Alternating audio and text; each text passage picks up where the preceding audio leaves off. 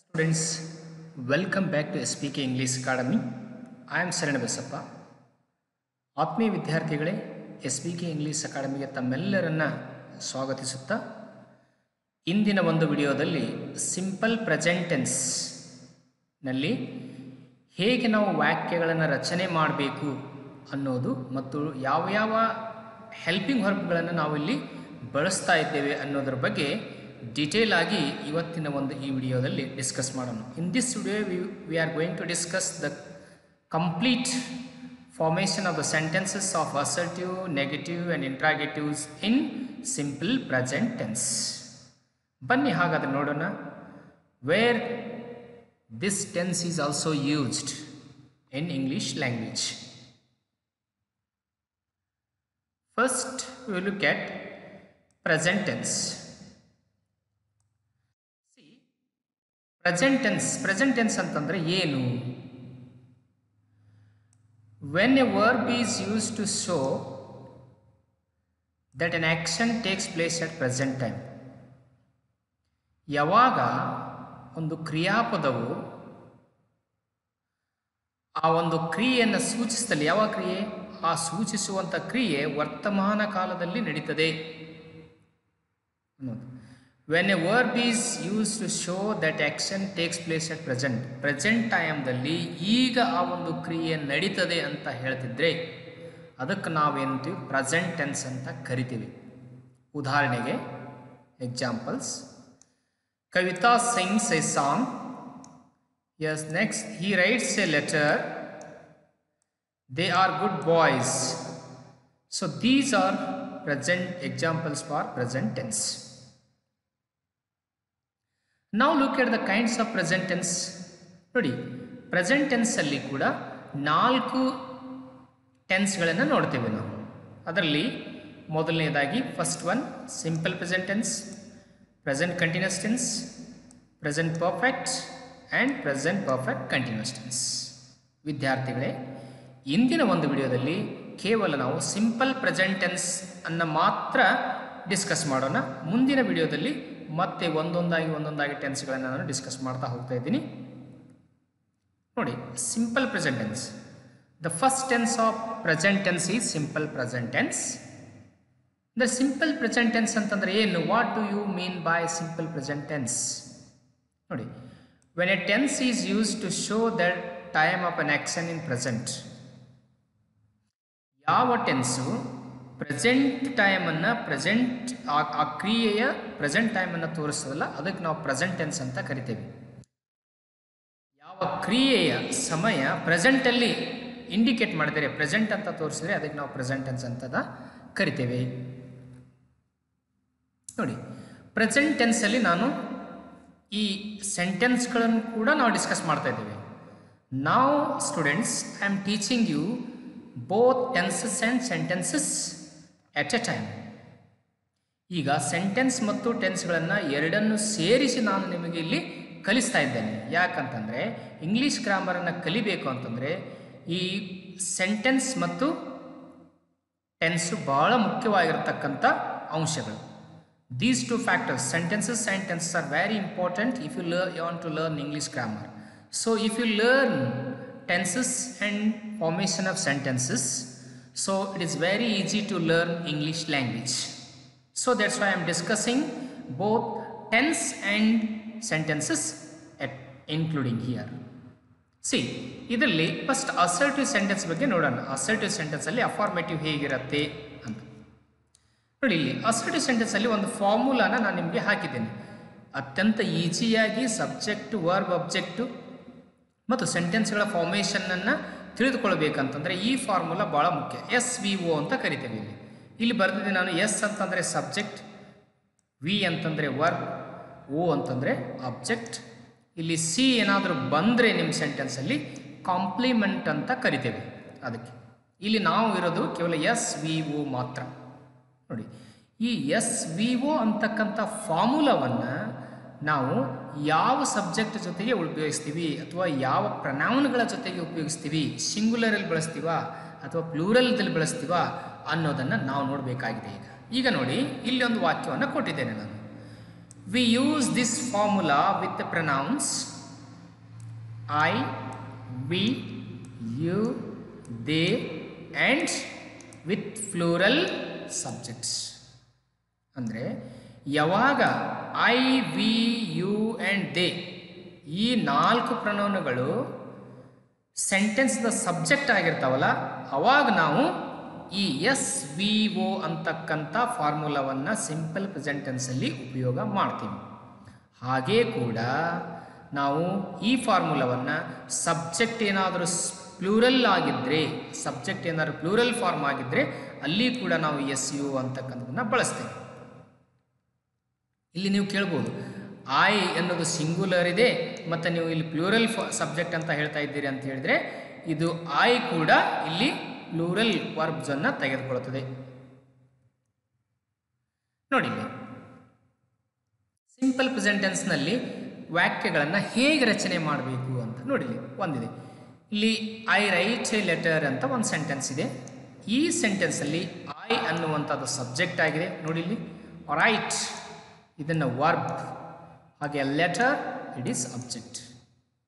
ಅದನ್ನು ನಾವು S V O ಅಂತಕ್ಕಂಥ ಪ್ಯಾಟರ್ನಲ್ಲಿ ಬರೆದಿದ್ದೀವಿ. ಇಲ್ಲಿ ಎಸ್ ವಿ ಒಂದು ಕೊಟ್ಟಿರುವಂಥ ಸೆಂಟೆನ್ಸನ್ನು ಸಬ್ಜೆಕ್ಟ್, ವರ್ಬ್ ಮತ್ತು ಅಬ್ಜೆಕ್ಟ್ ಆಗಿ ಡಿವೈಡ್ ಮಾಡಿದಾಗ ನಮಗೆ ತುಂಬ ಸರಳವಾಗಿ ಅರ್ಥ ಆಗುತ್ತೆ. ಈಗ ನೋಡಿ ಎಕ್ಸಾಂಪಲ್ಗಳನ್ನು, ವಿ ಕಲೆಕ್ಟ್ ಮನಿ.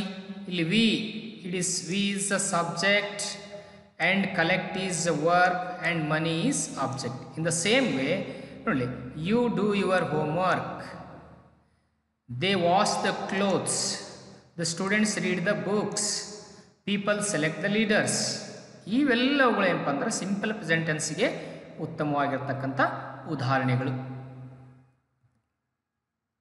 ಈಗ ಇನ್ನೊಂದು ಫಾರ್ಮುಲಾ ಇದೆ. ಇದರಲ್ಲಿ ನಾವು 2 ಫಾರ್ಮುಲಾನ ಬಳಸ್ತೇವೆ ಸಿಂಪಲ್ ಪ್ರೆಸೆಂಟ್ ಟೆನ್ಸ್ಗೆ. ಇನ್ನೊಂದೇನು, ಇಲ್ಲಿ ನೋಡಿಲ್ಲ, ಅಲ್ಲಿ ಕೇವಲ ಎಸ್ ವಿ ಒ ಅಂತ ಇತ್ತು.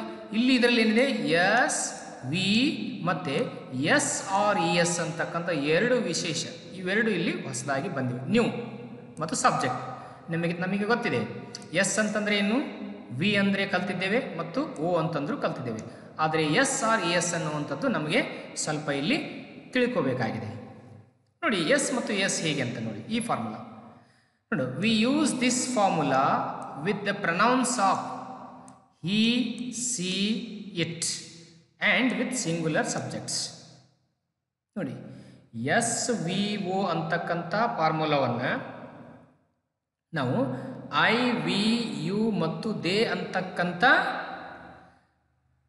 ಪ್ರನೌನ್ ಜೊತೆಗೆ ಉಪಯೋಗಿಸಿದರೆ ಮತ್ತು ಪ್ಲೂರಲ್ ಸಬ್ಜೆಕ್ಟ್ ಜೊತೆಗೆ ಉಪಯೋಗಿಸಿದರೆ ಈ S V O, S plus V plus S R E S plus O, ಈ ಒಂದು ಫಾರ್ಮುಲಾವನ್ನು ನಾವು ಸಬ್ಜೆಕ್ಟ್ಗಳು ಹಿ, ಸಿ, ಇಟ್ಟಿದ್ದಾಗ ಬಳಸ್ತೇವೆ. ಸಬ್ಜೆಕ್ಟ್ಗಳು ಹಿ, ಸಿ, ಇಟ್ಟಿದ್ದಾಗ ಮತ್ತು ಸಬ್ಜೆಕ್ಟ್ ಏನಾದರೂ ಸಿಂಗುಲರ್ ಆಗಿದ್ದರೆ ಅಲ್ಲಿ ನಾವು ಈ ಎಸ್ ವಿ ಒ, ಇದು ಈ ಫಾರ್ಮುಲಾವನ್ನು S V plus S R E S plus object, ಈ ಫಾರ್ಮುಲಾವನ್ನು ಬಳಸಬೇಕು. ಈ ಫಾರ್ಮುಲಾವನ್ನು ಎಲ್ಲಿ ಬಳಸಬೇಕು, ಎಂಥ ಕ್ರಿಯಾಪದ ಜೊತೆಗೆ ಬಳಸಬೇಕು ಅನ್ನೋದನ್ನು ನೋಡೋಣ. ನೋಡಿ, we should add es to the verbs which ends with s, sh, ch, o and x. ಈ ಎಸ್ ಅನ್ನು ಎಲ್ಲಿ ಬಳಸಬೇಕು, ಎಸ್ ಅಂತಕ್ಕಂಥದ್ದನ್ನು ಎಲ್ಲಿ ಬಳಸಬೇಕಂತಂದರೆ, ಯಾವ ಕ್ರಿಯಾಪದವು S, double S, S H, C H, O ಮತ್ತು ಎಕ್ಸ್ ಅಂತಕ್ಕಂಥ ಅಕ್ಷರಗಳಿಂದ ಮುಕ್ತಾಯವಾಗಿರ್ತದಲ್ಲ, ಅಂಥ ಕ್ರಿಯಾಪದಗಳಿಗೆ ನಾವು ಏನು ಮಾಡಬೇಕು ಅಂತಂದರೆ ಇಲ್ಲಿ ಇ ಎಸ್ ಅಂತಕ್ಕಂಥದ್ದನ್ನು ಈ ಸಿಂಗುಲರ್ ಸಬ್ಜೆಕ್ಟ್ ಇದ್ದಾಗ ಪ್ರೆಸೆಂಟ್ ಟೆನ್ಸಲ್ಲಿ ಉಪಯೋಗ ಮಾಡಬೇಕು. ಅಂದರೆ ಸಬ್ಜೆಕ್ಟ್ ಹಿ, ಸಿ, ಇಟ್ ಇದ್ದಾಗ ಮತ್ತು ಸಬ್ಜೆಕ್ಟ್ ಸಿಂಗುಲರ್ ಇದ್ದಾಗ ಮಾತ್ರ ಈ ರೀತಿ ನಾವು ಇ ಎಸ್ ಅನ್ನು ಈ S H, C H, O ಮತ್ತು ಎಕ್ಸ್ ಇಂದ ಮುಕ್ತಾಯವಾಗಿರ್ತಕ್ಕಂಥ ಕ್ರಿಯಾಪದಗಳೇ ಬಳಸಬೇಕು. ನೋಡಿ, ಇಲ್ಲಿ ಬರೆದ ನೋಡಿ, ಇ ಎಸ್ ಪ್ರತ್ಯಯವನ್ನು ಯಾವ ಕ್ರಿಯಾಪದಗಳು S, C H, S H, O ಮತ್ತು ಎಕ್ಸ್ನಿಂದ ಮುಕ್ತಾಯವಾಗಿರ್ತವೋ ಅಂಥ ಕ್ರಿಯಾಪದಗಳು ಹಿ, ಸಿ, ಇಟ್ ಏಕವಚನ ಸಬ್ಜೆಕ್ಟ್ಗಳಲ್ಲಿ ಇ ಎಸ್ ಅನ್ನು ಬಳಸಬೇಕು. ಸಬ್ಜೆಕ್ಟ್ ಏನಾದ್ರು ಹಿ, ಸಿ, ಇಟ್ ಆಗಿದ್ದರೆ ಅಥವಾ ಸಿಂಗುಲರ್ ಸಬ್ಜೆಕ್ಟ್ ಇದ್ದರೆ ಅಲ್ಲಿ ಈ ಇ ಎಸ್ ಅಂತಕ್ಕಂಥದ್ದನ್ನು ಬಳಸಬೇಕು. ಎಲ್ಲಿ ಬಳಸಬೇಕು ಅಂತಂದರೆ ಯಾವ ಕ್ರಿಯಾಪದಗಳು double S, C H, S H, O ಮತ್ತು ಎಕ್ಸ್ನಿಂದ ಮುಕ್ತಾಯವಾಗಿರ್ತಾವಲ್ಲ ಅಂಥ ಕ್ರಿಯಾಪದಗಳು ಸಿಂಗುಲರ್ ಸಬ್ಜೆಕ್ಟ್ ಜೊತೆಗೆ ಇದ್ದಾಗ ಇಲ್ಲಿ ಇ ಎಸ್ ಅನ್ನು ಸೇರಿಸ್ಕೊಳ್ಬೇಕು. ನೋಡಿ ಇಲ್ಲಿ ಸಿಂಪಲ್ ಪ್ರೆಸೆಂಟ್ ಟೆನ್ಸಲ್ಲಿ ಕೆಲವು ಇ ಎಸ್ ಅನ್ನು ಎಲ್ಲಿ ಬಳಸಬೇಕಂತ ಬಳಸಿದ್ದೇವೆ. ನೋಡಿ ಇಲ್ಲಿ ಪಾಸ್ ಇದೆ, ಇದು ಎಸ್ ಎಸ್ ಡಬಲ್ ಎಸ್ ಇಂದ ಮುಕ್ತವಾಗಿರ್ತಕ್ಕಂಥ ಕ್ರಿಯಾಪದ. ಇದನ್ನ ಏನು ಮಾಡಿದೆ, ಯು ಎಸ್ ಸೇರಿಸಿದ್ದೇವೆ ಇಲ್ಲಿ, ಇದು ಪಾಸಸ್ ಆಗಿದೆ. ಅದೇ ರೀತಿ C H catch, catches E S. ಹಾಗೆ ಪುಷ್ ಎಸ್ ಎಚ್ ಪುಷಸ್. ಹಾಗೆ ಗವ್ ಇ ಎಸ್ ಗವ್. ಇಲ್ಲಿ ಮಿಕ್ಸ್ ಎಕ್ಸ್ ಇಂದ ಮುಕ್ತಾಯವಾಗಿದೆ ನೋಡಿ ಮಿಕ್ಸ್. ಹಾಗೆ ಕೂಡ ಇಲ್ಲಿ ಇ ಎಸ್ ಮಿಕ್ಸಸ್ ಅಂತ. ಹಾಗೆ ಫಿಕ್ಸ್ ಫಿಕ್ಸಸ್. ಈ ರೀತಿ ಈ ಕ್ರಿಯಾಪದಗಳು ಅಂದರೆ S double S, C H, S H, O ಮತ್ತು ಎಕ್ಸ್ನಿಂದ ಮುಕ್ತಾಯವಾಗಿರ್ತಕ್ಕಂಥ ಕ್ರಿಯಾಪದಗಳು ಏನಾದರೂ ಸಿಂಪಲ್ ಪ್ರೆಸೆಂಟ್ ಟೆನ್ಸ್ನಲ್ಲಿ ಸಿಂಗುಲರ್ ಸಬ್ಜೆಕ್ಟ್ ಜೊತೆಗೆ ಇದ್ದಾಗ ಅಥವಾ ಹಿ, ಸಿ, ಇಟ್ ಸಬ್ಜೆಕ್ಟ್ ಆಗಿದ್ದಾಗ ಈ ರೀತಿ ನಾವು ಎಸ್ ಅನ್ನು ಅಲ್ಲಿ ಬಳಸಬೇಕು, ಇ ಎಸ್ ಅನ್ನು ಅಲ್ಲಿ ಬಳಸಬೇಕು.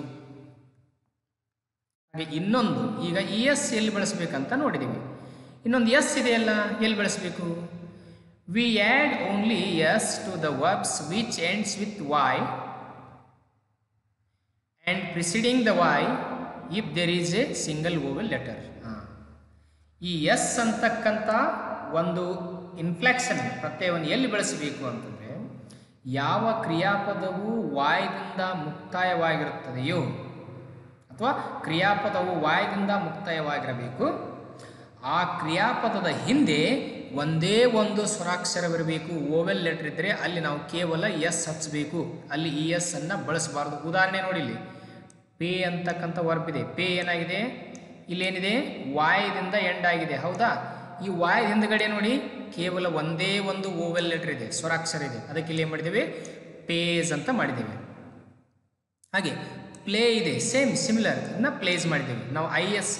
ಇ ಎಸ್ ಅನ್ನು ಬಳಸಬಾರ್ದಿಲ್ಲ, ಯಾಕಂದರೆ ಇದು ವಾಯದಿಂದ ಎಂಡ್ ಆಗಿದ್ದು, ವಾಯದ ಹಿಂದ್ಗಡೆ ಒಂದೇ ಒಂದು ಓವೆಲ್ ಲೆಟರ್ ಇದೆಯಲ್ಲ ಅದಕ್ಕೆ. ಇದು ಬಾಯ್ ನೋಡಿ, ಬಾಯ್ಸ್, ಇಲ್ಲಿನೂ ಕೂಡ ಓವೆಲ್, ಸಿಂಗಲ್ ಓವೆಲ್ ಇದೆ, ಅದಕ್ಕಾಗಿ ವಾಯದ ನಂತರ ಎಸ್ ಹಚ್ಚಿದ್ರೆ ಅದು ಸಿಂಪಲ್ ಪ್ರೆಸೆಂಟ್ ಟೆನ್ಸ್ಗೆ ಉಪಯೋಗ ಮಾಡ್ತೀವಿ. ಹಾಗೆ ಸ್ಲೇ, ಸ್ಲೇಸ್. ನಾವು ಇ ಎಸ್ ಮತ್ತು ಎಸ್ ಅನ್ನು ಯಾವ ಕ್ರಿಯಾಪದಗಳ ಜೊತೆಗೆ ಎಲ್ಲಿ ಬಳಸಬೇಕು ಅನ್ನೋದನ್ನು ನಾವು ತಿಳಿದುಕೊಂಡಿದ್ದೇವೆ. ಇಲ್ಲಿ ನೋಡಿ, ಇಲ್ಲಿ ಏನಾಗಿದೆ ಅಂದರೆ ಕ್ರಿಯಾಪದವು ವಾಯದಿಂದ ಮುಕ್ತಾಯವಾಗಿರಬೇಕು, ವಾಯದ ಹಿಂದಗಡೆ ಒಂದೇ ಸ್ವರಾಕ್ಷರ ಇರಬೇಕು, ಅವಾಗ ನಾವು ಇಲ್ಲಿ ಎಸ್ ಅನ್ನು ಬಳಸ್ತೇವೆ. ಈಗ ಮುಂದೆ ನೋಡೋಣ, ಇನ್ನೊಂದಿದೆ ನೋಡಿ. ಇ ಎಸ್ ಇನ್ನೊಂದು ಎಲ್ಲಿ ಬಳಸಬೇಕು, when a word ends with Y and preceding Y if there is a consonant Y is change into I and then E S is added to it ಅಂತ ನೋಡಿ.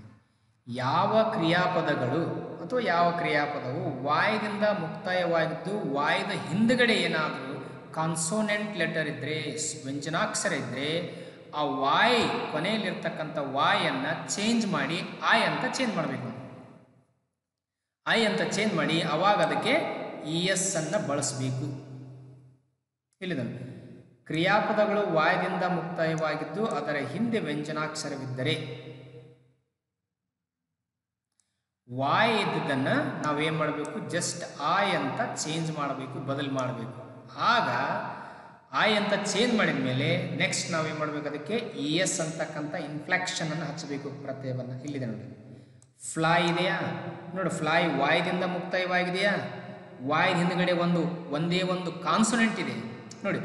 ಓವೆಲ್ ಇದ್ದರೆ ಅಲ್ಲಿ ಕೇವಲ S ಹಚ್ತಿದ್ದೀವಿ, ಇಲ್ಲಿ consonant ಇರೋದ್ರಿಂದ ನಾವು ಏನು ಮಾಡಬೇಕು, ಅದಕ್ಕೆ ಆ ವಾಯನ್ನು ಚೇಂಜ್ ಮಾಡಿ ಐ ಅಂತ ಮಾಡಬೇಕಿಲ್ಲಿ. ಅದಕ್ಕೆ ನೆಕ್ಸ್ಟ್ ನಾವು ಇ ಎಸ್ ಅಂತಕ್ಕಂಥ ಇನ್ಫ್ಲೆಕ್ಷನನ್ನು ಸೇರಿಸಬೇಕು. ಹಾಗೆ ಟ್ರೈ ಇದೆ, ಟ್ರೈಸ್ ಆಗಿದೆ, ಡ್ರೈ, ಡ್ರೈಸ್, ಕ್ರೈ, ಕ್ರೈಸ್, ಸೇಮ್. ಈ ರೀತಿಯಾಗಿ ಮತ್ತು ಇ ಎಸ್ ಅನ್ನು ಎಲ್ಲಿ ಬಳಸುವಂಥ ಒಂದು ಸಂದರ್ಭ. ಇನ್ನೊಂದಿದೆ ನೋಡಿ, ನಾವು ಎಕ್ಸಾಂಪಲ್ಸ್ಗಳನ್ನು ನೋಡೋಣ. ಈಗ ಎಕ್ಸಾಂಪಲ್ಸ್ ಫಾರ್ ಪ್ರಾಕ್ಟೀಸ್ ನೋಡಿ. Ramya sings a melodious song. Sings ಇದೆ, ಇಲ್ಲಿ ಸಿಂಗುಲರ್ ವರ್ಬ್ ಇದೆ, ಸಿಂಗುಲರ್ ಸಬ್ಜೆಕ್ಟ್ ಇದೆ, ಅದಕ್ಕೆ ಇಲ್ಲಿ ಎಸ್ ಹಚ್ಚಿದ್ದೇವೆ ನೋಡಿ. ಹಿ ಪ್ಲೇಸ್ ಕ್ರಿಕೆಟ್ ನೋಡಿ, ಇಲ್ಲಿ ಪ್ಲೇಸ್ ಈ ಕ್ರಿಯಾಪದವು ವಾಯದಿಂದ ಮುಕ್ತಾಯವಾಗಿದೆ, ಆದರೆ ವಾಯದ ಹಿಂದುಗಡೆ ಒಂದೇ ಒಂದು ಓವೆಲ್ ಲೆಟರ್ ಇರೋದ್ರಿಂದ ಇಲ್ಲಿ ಎಸ್ ಅನ್ನು ಹಚ್ಚಿದ್ದೇವೆ. ನೋಡಿ ಸಿ ಕ್ಯಾಚಸ್, ನೋಡಿ ಸಿ ಎಚ್ ಇದೆ, ಇಲ್ಲಿ ಎಸ್ ಹಚ್ಚಿದ್ದೇವೆ. ಸುರೇಶ್ ಟೇಕ್ಸ್, ಆಲ್ರೆಡಿ ಇ ಇದೆ, ಅಲ್ಲಿ ಜಸ್ಟ್ ನಾವು ಇ ಆಲ್ರೆಡಿ ಯಾವುದಾದ್ರೂ ಕ್ರಿಯಾಪದ ಇದಿಂದ ಮುಕ್ತಾಯವಾಗಿದೆ, ಅಲ್ಲಿ ಕೇವಲ ನಾವು ಎಸ್ ಅನ್ನು ಬಳಸಬೇಕು. ಹಾಗೆ ಎ ಬರ್ಡ್ ಫ್ಲೈಸ್, ನೋಡಿ ಸಿಂಗುಲರ್, ಎ ಬರ್ಡ್ ಅನ್ನೋದು ಒಂದೇ ಸಿಂಗುಲರ್ ಸಬ್ಜೆಕ್ಟ್ ಇದೆ, ಅದಕ್ಕೆ ಫ್ಲೈದಿಂದ ಫ್ಲೈಸ್ ಮಾಡಿದ್ದೇವೆ ಇಲ್ಲಿ. ಎ ಬೇಬಿ ಕ್ರೈಸ್, ನೋಡಿ ಇದು ಕೂಡ ಸಿಂಗುಲರ್ ಸಬ್ಜೆಕ್ಟ್ ಇದೆ, ಅಲ್ಲಿ ಕ್ರೈದಿಂದ ಕ್ರೈಸ್ ಮಾಡಿದ್ದೇವೆ. ಹಾಗೆ ಅರುಣ್ ಪ್ಲೇಸ್, ಇದು ಸಿಮಿಲರ್ ಎಕ್ಸಾಂಪಲ್ ಡಿಸ್ಕಸ್ ಮಾಡಿದ್ದೇವೆ ಈಗಾಗಲೇ. ನೋಡಿ ಇಲ್ಲಿ ಈ use of auxiliary verbs in simple present tense ಅಂತ ಕರಿತೀವಿ. ಈ ಸಿಂಪಲ್ ಪ್ರೆಸೆಂಟ್ ಟೆನ್ಸ್ ಅಲ್ಲಿ ನಾವು auxiliary verb am, is, are, have, ಹ್ಯಾಸ್ಗಳನ್ನು ಕೂಡ ನಾವು ಸಿಂಪಲ್ ಪ್ರೆಸೆಂಟ್ ಟೆನ್ಸ್ ಅಲ್ಲಿ ಬಳಸ್ತೇವೆ. ಇದನ್ನು ಪ್ರೆಸೆಂಟ್ ಕಂಟಿನ್ಯೂಸ್ ಅಲ್ಲಿ ಬಳಸ್ತೇವೆ, ಬಟ್ ಇಲ್ಲಿನೂ ಇವನು ಸಿಂಪಲ್ ಪ್ರೆಸೆಂಟ್ ಟೆನ್ಸ್ ಅಲ್ಲಿ ಹೇಗೆ ಬಳಸ್ತೇವೆ ಅನ್ನೋದನ್ನು ನೋಡೋಣ. ಐ ಆಮ್ ಎ ಟೀಚರ್ ಅಂದರೆ ಇದು ಕೂಡ ಸಿಂಪಲ್ ಪ್ರೆಸೆಂಟ್ ಟೆನ್ಸ್. ಇದರ ಅರ್ಥ ಐ ಆಮ್ ಎ ಟೀಚರ್ ಅಂದರೆ ನಾನು ಒಬ್ಬ ಶಿಕ್ಷಕನಿದ್ದೇನೆ ಅಂತ. ಹೀಗೆ ನೋಡಿ ಸೇಮ್ ರಿಪೀಟ್ ಆಗಿದೆ. ನೋಡಿ I am A singer, I am A singer, ಇಲ್ಲಿ ಆಮ್ ಅಂತಕ್ಕಂಥದ್ದು ಕೂಡ ಅದು ಆಕ್ಸಿಲರಿಯನ್ನು ಸಿಂಪಲ್ ಪ್ರೆಸೆಂಟ್ ಟೆನ್ಸಲ್ಲಿ ಬಳಸ್ತೇವೆ. ಅದನ್ನು ಕೂಡ ಇಲ್ಲಿ ಐ ಆಮ್ ಎ ಸಿಂಗರ್, ನಾನೊಬ್ಬ ಹಾಡಗಾರನಾಗಿದ್ದೇನೆ. ಐ ಆಮ್ ಎ ಡಾಕ್ಟರ್, ಈ ರೀತಿಯಾಗಿ ಯಾಮ್ ಅಂತಕ್ಕಂಥ ಒಂದು ಆಕ್ಸಿಲರಿ ವರ್ಬ್ ಅನ್ನು ಕೂಡ ನಾವು ಸಿಂಪಲ್ ಪ್ರೆಸೆಂಟ್ ಟೆನ್ಸ್ ಅಲ್ಲಾಗಿ ಸ್ಟೇಟಸ್ ತೋರಿಸೋದಕ್ಕೆ ಬಳಸ್ತೇವೆ. ನೋಡಿ ಈಸ್ ಇದೆ, ಇದನ್ನು ಬಳಸ್ತೇವೆ. She is A teacher, C is A teacher ಅಂತ ಒಂದಿದೆ ಇಲ್ಲಿದೆ. ಮತ್ತೆ ಸಿ ಈಸ್ ಎ ಟೀಚರ್, ಅವಳೊಬ್ಬ ಶಿಕ್ಷಕಿ.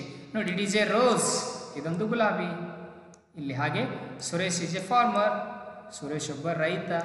ನೋಡಿ ಇಟ್ ಈಸ್ ಎ ಕೈಟ್, ಇದೊಂದು ಗಾಳಿಪಟ ಅಂತ.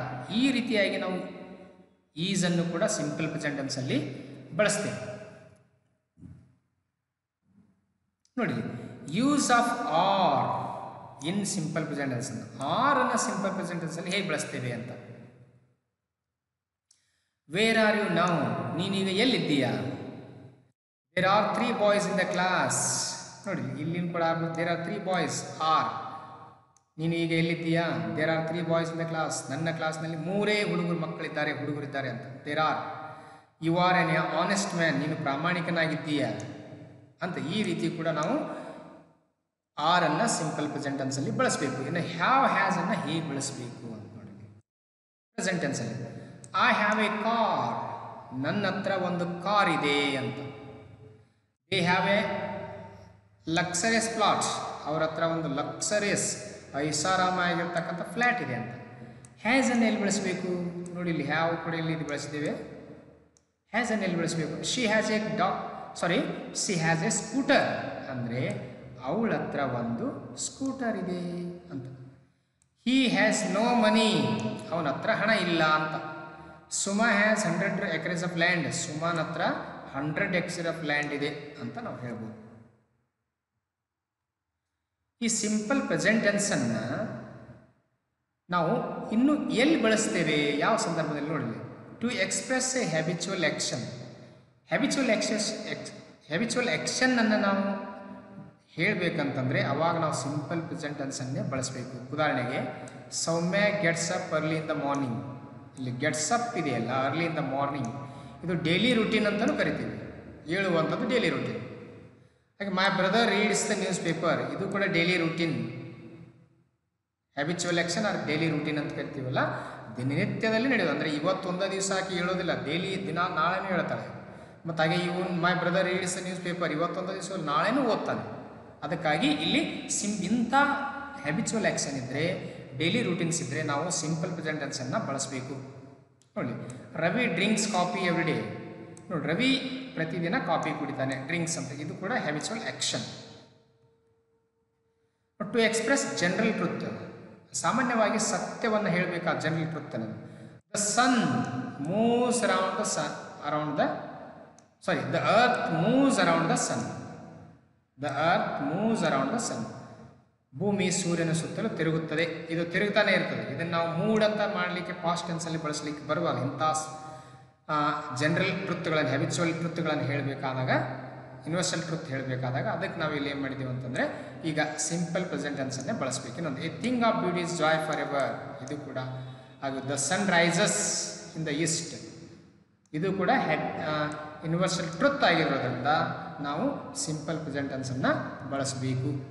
ಈಗ ಟು ಎಕ್ಸ್ಪ್ರೆಸ್ ಪ್ಲ್ಯಾನ್ಡ್ ಆ್ಯಕ್ಷನ್ಸ್, ಈಗಾಗಲೇ ಮುಂಚೆನೇ ನಾವು ಪ್ಲ್ಯಾನ್ ಮಾಡಿದ್ದೇವೆ ಅಲ್ಲಿಗೆ ಹೋಗಬೇಕು ಅದನ್ನು ಮಾಡಬೇಕು ಅಂತ, ಅಲ್ಲಿ ಕೂಡ ನಾವು ಸಿಂಪಲ್ ಪ್ರೆಸೆಂಟ್ ಟೆನ್ಸನ್ನು ಬಳಸ್ತೇವೆ.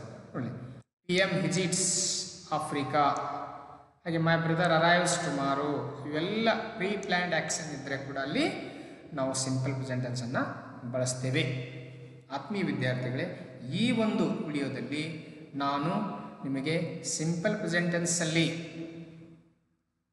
ಹೇಗಿರುತ್ತೆ, ಅದರ ನೇಚರ್ ಹೇಗಿರುತ್ತೆ ಅನ್ನೋದ್ರ ಬಗ್ಗೆ ನಾನು ನಿಮಗೆ ತಿಳಿಸ್ಕೊಟ್ಟಿದ್ದೇನೆ. ಎಸ್ ಅನ್ನು ಎಲ್ಲಿ ಬಳಸಬೇಕು, ES ಅನ್ನು ಎಲ್ಲಿ ಬಳಸಬೇಕು ಅಂತಕ್ಕಂಥರ ಬಗ್ಗೆ ನಾನು ತಿಳಿಸ್ಕೊಟ್ಟಿದ್ದೇನೆ. ಮುಂದಿನ ವಿಡಿಯೋದಲ್ಲಿ ಇದರಲ್ಲೇ ಸಿಂಪಲ್ ಪ್ರೆಸೆಂಟ್ ಟೆನ್ಸಲ್ಲಿ ನೆಗೆಟಿವ್, ಅಸರ್ಟಿವ್ ಮತ್ತು ಇಂಟ್ರಾಗೇಟಿವ್ ಸೆಂಟೆನ್ಸ್ಗಳನ್ನು ಫಾರ್ಮೇಷನನ್ನು ಹೇಗೆ ಮಾಡಬೇಕು ಅನ್ನೋದ್ರ ಬಗ್ಗೆ ನಾನು ಡಿಸ್ಕಸ್ ಮಾಡ್ತಾ ಇದ್ದೇನೆ. ತಪ್ಪದೇ ಈ ವಿಡಿಯೋವನ್ನು ನಿರಂತರವಾಗಿ ನೋಡ್ತಾ ಇರಿ. ಹಾಗೆ ಕೂಡ ಈ ವಿಡಿಯೋನ ಲೈಕ್ ಮಾಡಿ ಮತ್ತು ಶೇರ್ ಮಾಡಿ, ಹಾಗೆ ಕಾಮೆಂಟ್ ಮಾಡಿ. ಮತ್ತು ಇಲ್ಲಿವರೆಗೂ ಯಾರು ನಮ್ಮ ಚಾನಲ್ಗೆ ಸಬ್ಸ್ಕ್ರೈಬ್ ಆಗಿಲ್ಲ, ಸಬ್ಸ್ಕ್ರೈಬ್ ಮಾಡಿಕೊಳ್ಳಿ. ಎಲ್ಲ ಟೆನ್ಸ್ಗಳನ್ನು ಕೂಡ ನಾನು ಈಸಿಯಾಗಿ ಮುಂದಿನ ಇದರಲ್ಲಿ ಡಿಸ್ಕಸ್ ಮಾಡ್ತಾ ಇದ್ದೇನೆ. ಅಲ್ಲಿವರೆಗೂ ವೇಟ್ ಮಾಡ್ತಾ ಇರಿ. ಮತ್ತೆ ಮತ್ತೊಂದು ವಿಡಿಯೋದೊಂದಿಗೆ ಮತ್ತೆ ಮುಂದಿನ ವಿಡಿಯೋದಲ್ಲಿ ಭೇಟಿಯಾಗೋಣ. ಅಲ್ಲಿವರೆಗೂ ನಮಸ್ಕಾರ.